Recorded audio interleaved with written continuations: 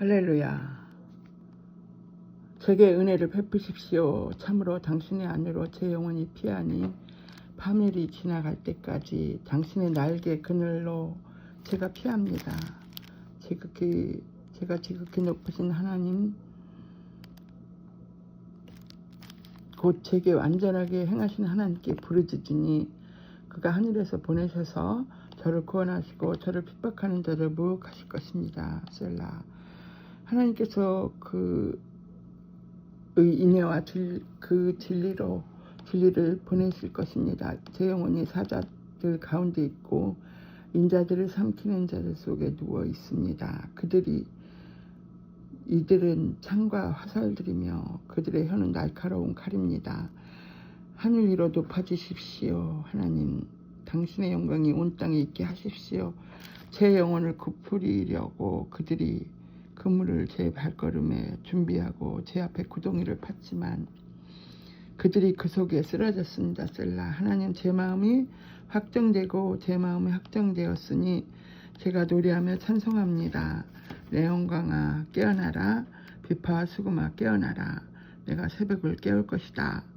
제가 백성 가운데 당신께 감사드립니다. 주님, 제가 만족 가운데서 당신을 찬송합니다. 참으로 당신의 인애는 크셔서 하늘까지 이르고 당신의 진리는 구름들까지 이릅니다. 하늘 위로 높아주십시오. 하나님, 당신의 영광이 온 땅에 있게 하십시오. 어제 시편 108편을 하나님께서 계속 제 가슴에 주시는 거예요. 근데 이게 어제만 온 게 아니고 성경을 이 시편 108편을 지나갈 때마다 제 마음에 울림이 있었어요. 그리고 제가 자다 일어나도 깨면서도 찬양을 부르다가 나와서 새벽에 기도를 하게 하시고 제가 꿈에 찬양하는 소리 때문에 깨어서 찬양을 부르게 되더라고요. 그러니까 더 이상 잘 수가 없죠. 하나님이 잠꼬대같이 찬양을 하다 일어나는 거니까. 근데 제가 이 말씀을 오늘 108편을 시편 57편도 후반절이 같거든요. 7절부터 11절 하고 60절도 7절부터 마지막 절인 시편 108편의 양쪽 집합제예요. 내용의 토시 하나 틀리지 않고 똑같아요. 그래, 왜 이것을 저한테 세 번씩 하나님께서 이거를 알아보라고 했을까? 그리고 왜 자꾸 찬양을 하라고 했을까? 그랬는데요. 제가 오늘 이 내용을 알고 나서 놀라운 게, 이게 시편 57편이 다윗이 아둘람 굴에 사울을 피해 있을 때 상황이거든요. 근데 다윗이 그때 당시 사울에게 쫓기고 있었습니다. 근데 다윗이 자그마치 3,000 용사를 데리고, 여기 보면 창과 화살들 날카로운 칼을 가지고 다윗을 항상 쫓았는데 이제 여기는 아둘람 굴을 포위했다는 얘기입니다. 근데 아둘람 굴 속에는 굴은 제가 이게 보니까 그렇게 큰 굴도 아니에요. 겨우 장정들이 200명 숨을 수 있는 장소인데 그 굴은 짐승들이 이렇게 있는 우글거리는 그런 데 피난처더라고요. 그런데 그곳에 3,000 용사가 바깥에다가 세워놓고 다윗을 이제 쫓고 있는데 다윗은 이제 굴 속으로 숨었을 거 아닙니까? 그랬는데 굴 속으로 사울의 그 용사들이 들어오는 줄 알았더니 한 명만 들어오는 거예요. 자세히 보니까 사울이 들어오는 거예요. 그래서 그 사울이 들어와서 뭐를 하는 거 아니, 그 안에서 용변을 보는 거예요. 대변을. 그러니까 그 안에 200명 숨어 있어야 되는 그곳에 다윗의 신복들이 400명이 납작 엎드려 숨어 있는 게 얼마나 그 상황을 그려보십시오. 첩첩이 모여서 숨도 안 쉬고 있었겠습니까? 그런데 우리가 일반적으로 생각하면 그걸 모르겠어요.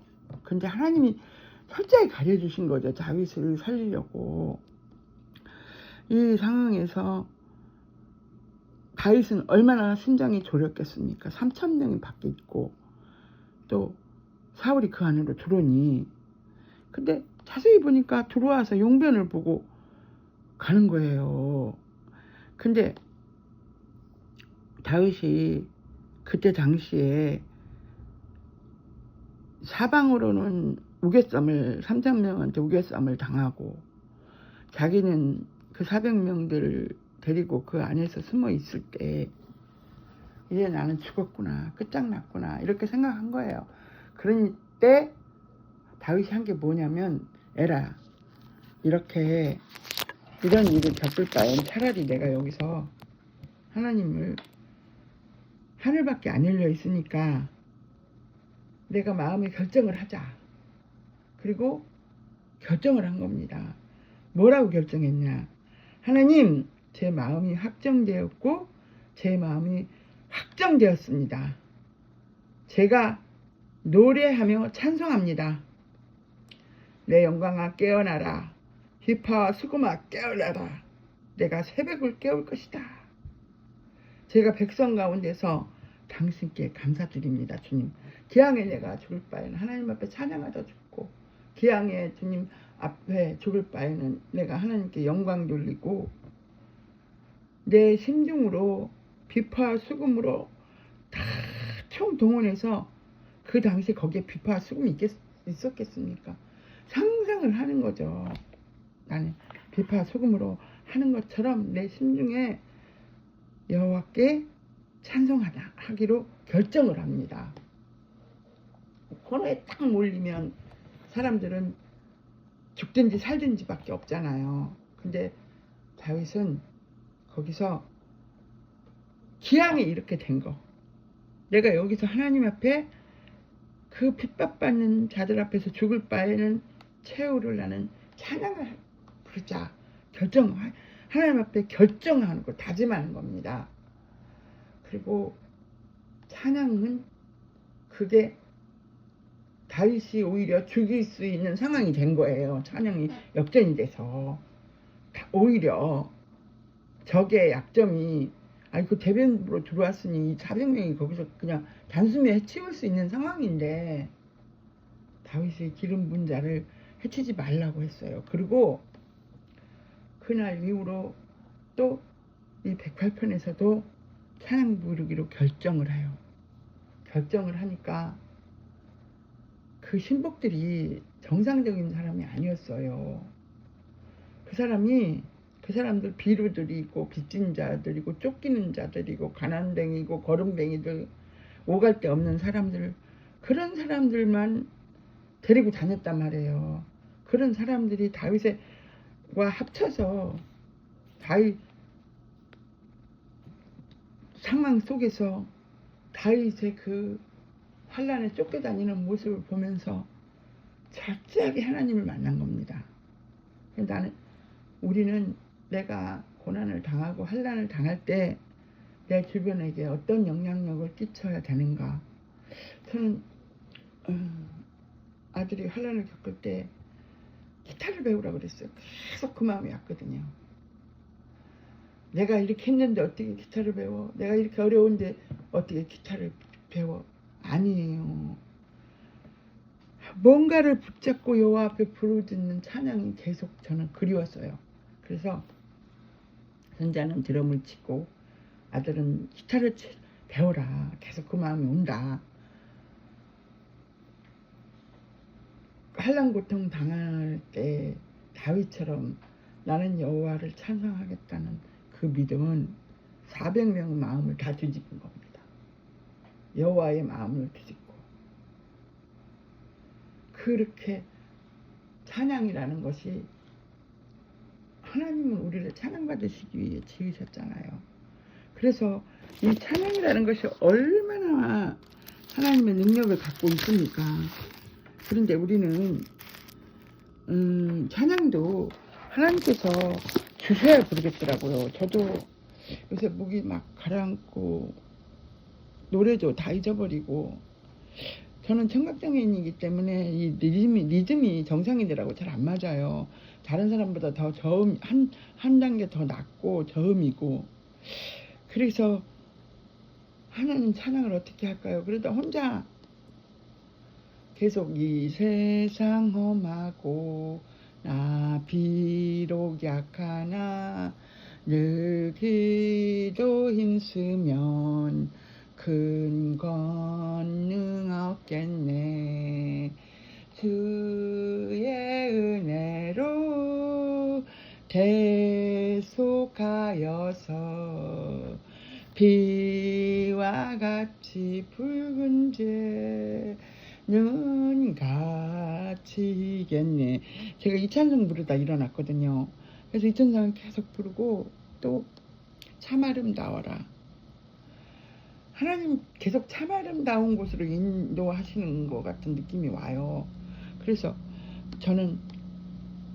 저도 이제 어제 그 108편을 계속 낭독하면서 찬양할 수 없는 상황에도 찬양 부른 다윗, 사방을 우겨쌈을 당했을지라도 하늘만은 열려있기 때문에 하나님께 찬양한 다윗, 계속 성경 낭독을 하면서 찬양을 부르면서 그렇게 하면 하나님께서 응답해 주시는데, 어떻게 응답해 주시느냐.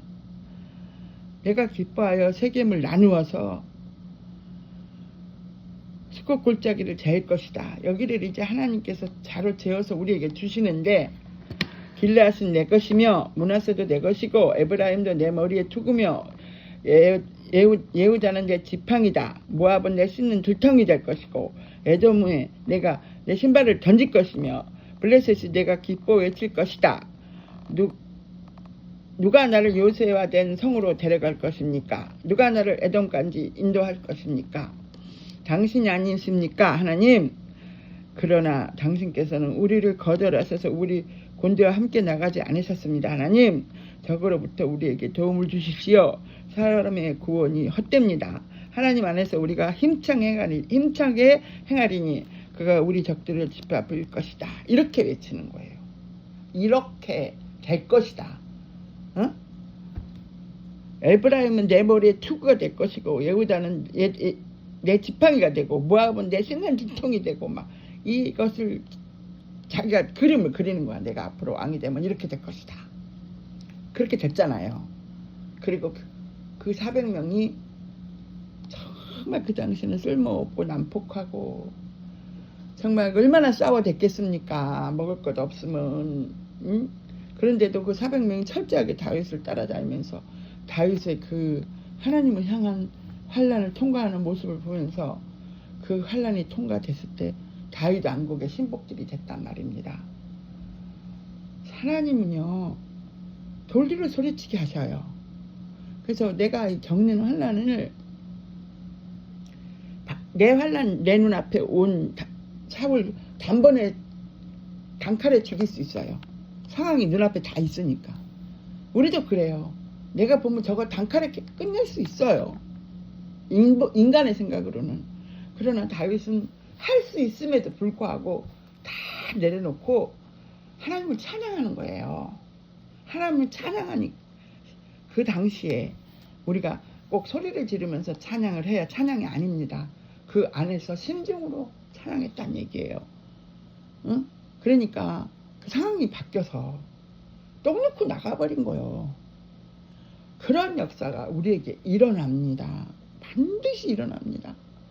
고난, 저희가 요새 시편을 낭독하고 있는데요. 제가 시편 119편을 어제 지나가면서 하나님 앞에 거기에 머물러서 또 제가 한참 기도했어요. 한참 기도하는데 뭐냐. 고난이 내게 유익이다. 여러분 아시죠? 고난 당하는 게 내게 유익이라고 하셨어요. 응? 내가 고난 당하기 전에는 참 얼마나 많은 사람 상처 주고 상처를 주면서도 상처 주는지도 모르고 그렇게 많은 교만했고 그렇게 정말 많은 회개하고 있습니다. 지금 이거는 히브리어 원본 성경이기 때문에 여기는 뭐라고 나왔냐면 제가 괴로움을 당하기 전에는 그릇 행했는데 지금은 제가 당신의 말씀을 지킵니다. 당신은 선하시니 선하게 대하셔서 당신의 규례들을 제게 가르치십시오. 거만한 자들이 거짓으로 저를 바르지만 저는 온 마음으로 당신의 법도들을 지킬 것입니다. 우리가 거만하면 마음이 지방처럼 무감각해져요. 근데 우리가 하나님의 말씀을 고난을 통해서 깨닫고 나면 하나님의 말씀이 너무 즐거워지고 여호와의 말씀들을 배우려고 그 여호와의 법을 배우려고 심지어 참으로 이 괴로움을 당한 것이 제게 좋습니다. 이렇게 고백한다고요. 이 고난이 아무리 길어도 내 생명을 지나는 동안 끝날 것입니다. 그리고 우리는 이 고난을 통해서 당신의 명령들을 배우게 하십시오 하고 말하거든요. 그래서 우리가 하루 생활 동안 내가 너무나 하나님 앞에 깨어있지 않고 감사를 하지 않고 바쁜 것에 매여 있으면 열심히 사는 덫에 걸려요. 돈을 많이 버는 거에만 걸려요. 그리고 하나님의 영의 세계의 한도를 넘어버려요. 그리고 기도 생활이 늦어져요. 줄여지고. 그리고 너무 바쁘면 기도를 못하게 돼요. 피곤해서 육신이. 그리고 내가 너무 자녀들 키우는 데 있어서 내가 뭐를 하려고 그러고 억울해하고 그러면 그것에 뭐가 오냐면 현실 책임감이 덫에 걸립니다. 현실 책임감 때문에 내가 엄마니까 이렇게 해야 돼. 내가 아빠니까 이렇게 해야 돼 하는 그거를 다 내가 하려고 그래요. 하나님 앞에 내려놓고 하나님이 하시는 걸 보면서 내가 따라간다는 거 그거 진짜 요즘 세대들 쉽지 않습니다. 다 내가 하려고 하지. 이거를 하나님보다 내가 책임감 덫에 걸려 넘어집니다. 그래서 우리는 이런 것을 어찌하든지 말씀을 날마다 낭독하고 인내의 말씀을 지켜 아무에게나 나의 면류관을 빼앗기지 않도록 잘 지키라는 겁니다. 그리고 마지막 때는 준비된 자를 지금 모으고 계시잖아요. 정결케 된 자들을 모으신다고요. 그들을 쓰셔요. 환난과 연단을 통해서 쪼개진 자들. 우리가 환난을 통과하고 나면 또 연단이 옵니다. 하나님은 우리를 양쪽 날이 있는 검으로 골수를 찌르고 영과 혼을 갈라내시고 하나님께서 취하시는 영만 갖고 일하십니다. 우리가 우리 주변에 세상 사람들이 말할 때 그런 얘기 하죠. 요즘 세상에 누가 그렇게 믿어? 근데 승전진 7,000용사 있다는 거 모르십니까? 그리고 면류관 받는 사람은 1등한 사람은 받는데 다 받지 않죠. 9명 못 받죠. 그렇기 때문에 우리 주변에 안 보이는 거예요. 근데 실제로 있어요. 그럼 우리는 99명 뭐예요? 세속을 따라가는 거죠. 이 세대를 본받는 자들이죠. 이 세대를 본받아서 섞어서 합리화, 내 주관대로 내가 인본주의 사회적 배운 모든 것을 거기다 짬뽕해서 다른 사람들도 저렇게 장로님도 저러는데 목사님도 저러는데 그러면서 섞어 들어가는 겁니다. 그리고 저는 그 친정엄마들한테 얘기하고 싶어. 시어머니도 물론 그러겠죠. 아이들이 저는 그거를 철저하게 해결했어요. 너무 자식들한테 그 삶 속에 집중해서 들어가지 않으려고 해요. 왜냐면 걔네들은 걔네들 나라를 세워나가야 되는데, 예를 들어 제 딸이 남편하고 살면서 나는 엄마가 더 좋아. 그럼 그 집은 깨집니다. 그리고 그 엄마가 갈라내는 겁니다. 왜냐하면 결혼 서약은 결혼 언약이에요. 하나님과 부모와 모든 친지들 앞에서 서약한 건 약속 아니에요. 언약이에요. 언약은 사람이 갈라내는 게 아니에요. 엄마도 그거 자격 없어요. 근데 만약에 거기에 가담한 사람들은 반드시 하나님 심판하신다고 그랬어요. 그 생명의 언약이에요. 한 몸을 갈라놓는 거예요. 우리가 살다 보면 꼴보기 싫을 때도 있고 미울 때도 있고 헤어지고 싶고 별의별 생각 다 들죠. 결혼은 그렇게 상처를 주고 받으면서 성숙해 가는 거거든요.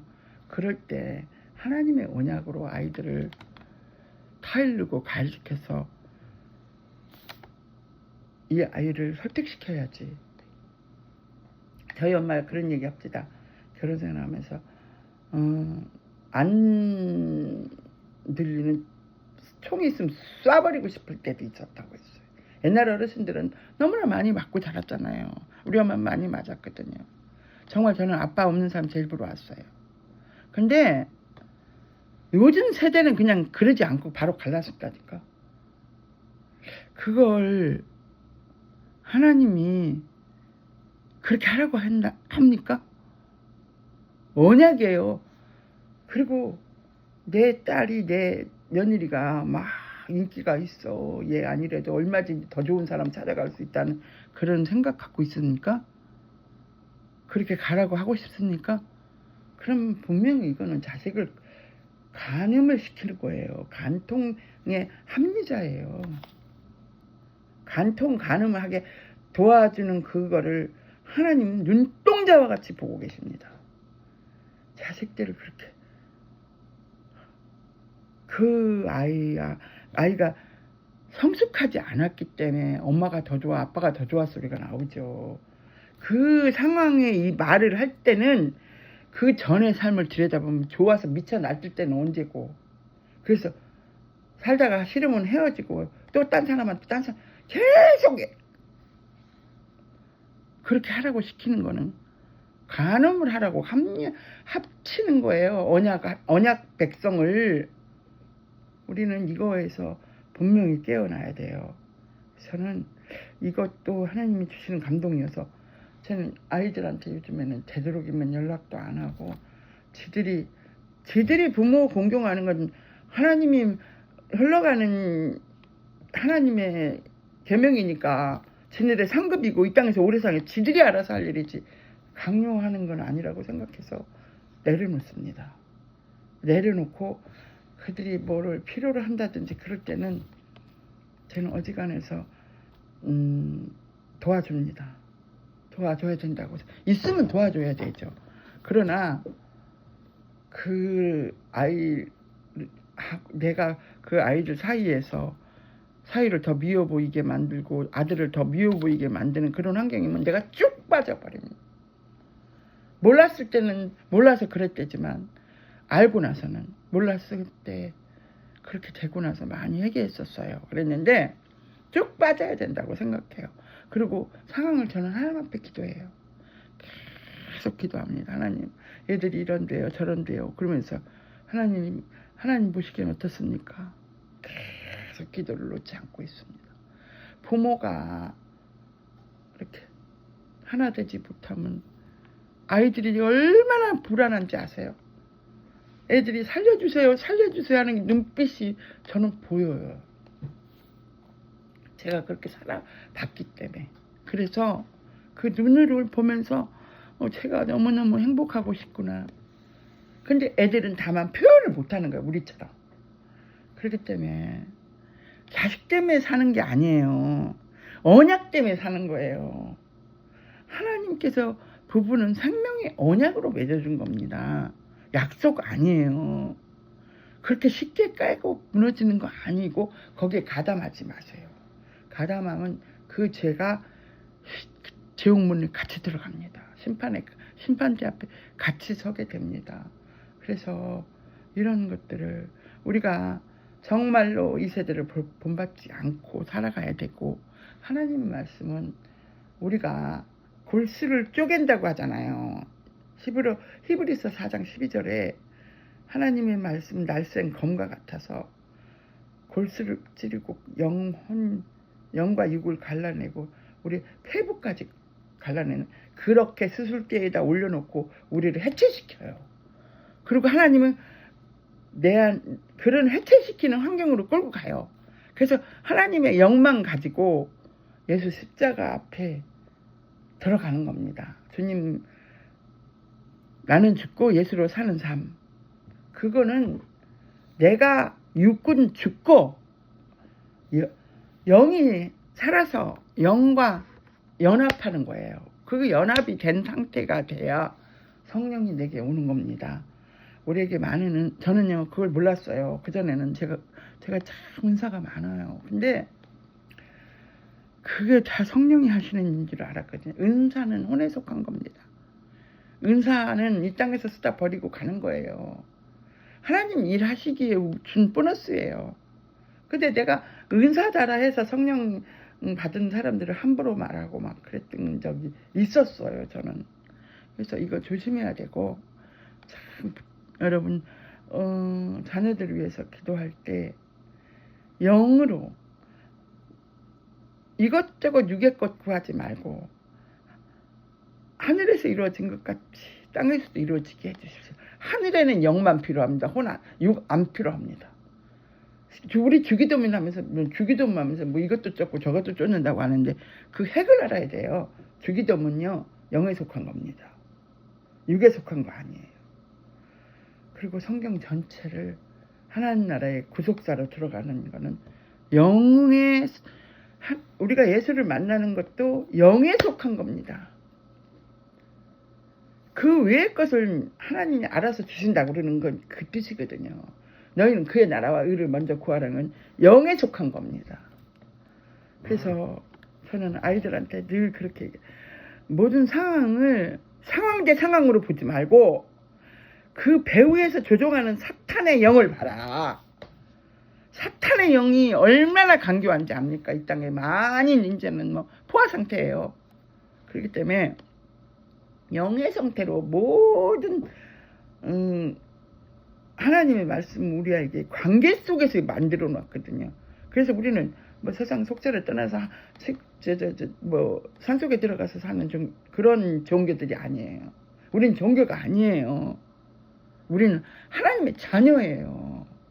그렇기 때문에 우리가 이 땅에서 이렇게 살다 갈 때 하늘에서 다 형제 자매로 만날 텐데 뭐는 끊어내고 뭐는 말아요.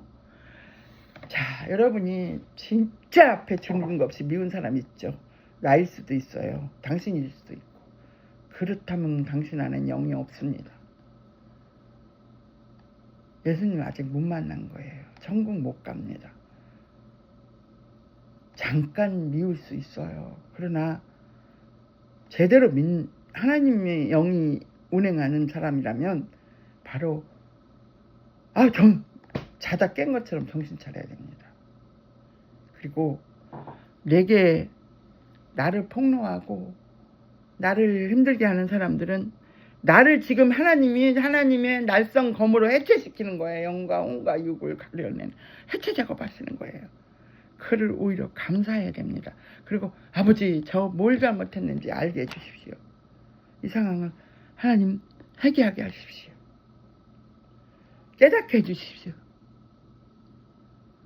그렇게 나아가야지 이거를 그냥 저는 십자가의 도를 깨닫고 내가 하려고 하다가 너무나 많은 실수를 했어요. 내가 나를 정결케 하고 노력하고 애쓰면 더 우울증이 와. 그날 더 싸울 일이 바로 생겨. 못 참아. 내가 하려고 했어요. 노력한 거야. 그러니까 그냥 상대한테 화난다기보다 내가 내 자신한테 더 화가 안 나는 거예요. 너는 그것밖에 안 되니? 근데 내가 성령으로 님을 만나고 나니까 이거 내가 하는 게 아니었구나. 나는 바로 인정하는 거야. 나는 내가 안 되니까 주님이 오셨어. 나는 완전히 배차처분돼야 되는 사람인데 모든 사람이 죄인이어서 주님이 오셨는데 주제는 때 내가 뭘 하겠다고 했다는 거. 그러니까 그때는 깨갱하고 하나님 잘못했습니다. 제가 못하겠습니다. 이 상황을 주님께 올려드립니다. 주님께서 도와주십시오. 주님께서 조목조목 상황을 말씀드리고 주님께 엎드리고 찬양하는 겁니다. 주님께 올려드리고. 이런 거 세상 사람 되게 싫어해요. 예수님 못 만난 사람도 싫어해요. 왜? 변덕스러워 보이거든. 속도 쓸개도 없는 것 같거든. 안 그래요. 하나님 어린아이와 같지 아니하면 결단코 주님의 나라 올 수 없다 그랬습니다. 이 땅 잠깐입니다. 나는 항상 하나님 앞에 갈 준비를 해야 된다고 생각해요. 세상이 지금 그렇게 악해졌어요. 이 세상에 뭘 그렇게 관심과 흥미와 그 가치를 둡니까? 우리는 정말로 근신하고 깨어서 하나님을 사랑하는 것이 무엇인지, 하나님이 나를 관심 있게 보고 계시는 것이 무엇인지 날마다 주님 앞에 묻고 감사하고 기도하며 찬양하며 나아가는 저와 여러분 되기를 간절히 소망합니다. 감사합니다. 할렐루야.